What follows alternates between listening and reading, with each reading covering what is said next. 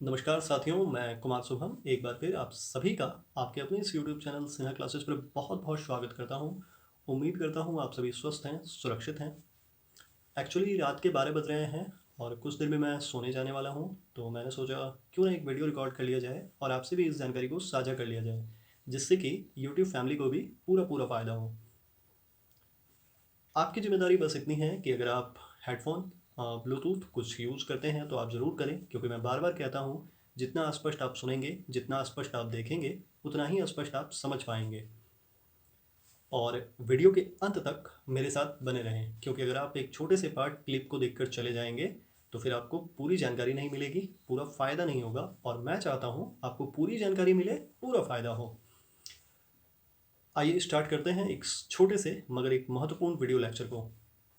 अगर आप कानून की दुनिया से संबंध रखते हैं तो आपने ये कुछ शब्द ज़रूर सुने होंगे, और अगर आप देश की आम जनता में से हैं, देश के आम नागरिक हैं, तो आपको ये जानना ही चाहिए, क्योंकि इससे आप लॉ को बेहतर समझ पाएंगे और आप ये समझ पाएंगे कि विधि किसी के साथ अन्याय नहीं करती।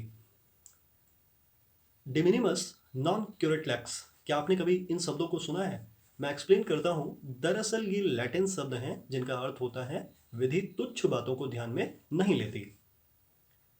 अब किस तरह की तुच्छ बातों को, तो आइए एक बार इस संदर्भ में इंडियन पिनल कोड 1860 क्या कहता है उसको समझें। इंडियन पिनल कोड 1860 के सेक्शन 95 को जब आप पढ़ेंगे तो उसका टाइटल ही है एक्ट काउजिंग स्लाइट हार्म, यानी तुच्छ अपहानि कारित करने वाला कार्य। पहले मैं आईपीसी की लाइंस बोलता हूँ, फिर उन्हें खुले शब्दों में एक्सप्लेन करूंगा, उनका वर्णन करूंगा, जिससे कि आप चीज़ों को बहुत बेहतर तरीके से समझ पाएं। इसमें साफ लिखा है कि कोई बात इस कारण से अपराध नहीं है कि कोई अपहानि कारित होती है या कारित की जानी आशयित है, इंटेंडेड है, या कारित होने की संभाव्यता ज्ञात है, यदि वह इतनी तुच्छ है कि कोई मामूली समझ वाला और स्वभाव वाला व्यक्ति भी उसकी शिकायत न करेगा। तो ये आईपीसी की लाइंस है। अब मैं इन्हें खुले शब्दों में आपको समझाने का प्रयास करता हूँ। अगर कोई बात इतनी तुच्छ है कि कोई मामूली समझ वाला व्यक्ति भी उसकी शिकायत नहीं करेगा, तो फिर विधि भी उन बातों को ध्यान में नहीं लेगी। जैसे यहाँ पर एग्जाम्पल्स बहुत इंपॉर्टेंट है।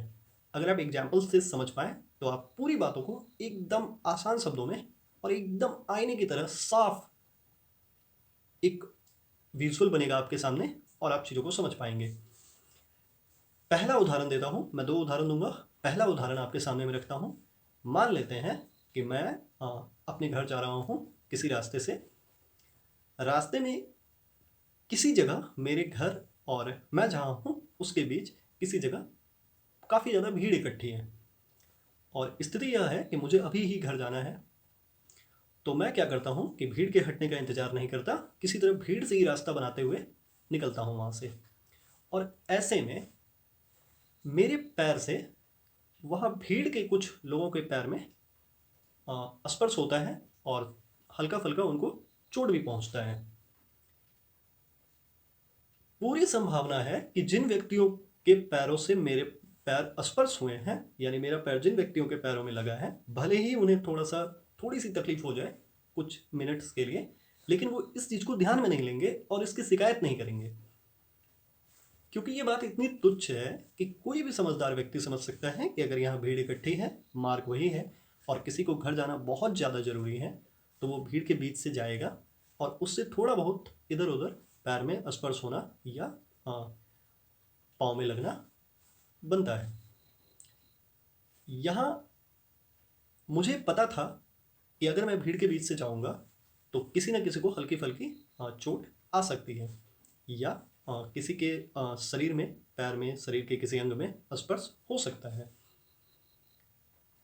तो ये इतना तुच्छ मामला है कि सेक्शन 95 के तहत कोई भी समझदार व्यक्ति इस मामले का कंप्लेन नहीं करेगा, शिकायत नहीं करेगा।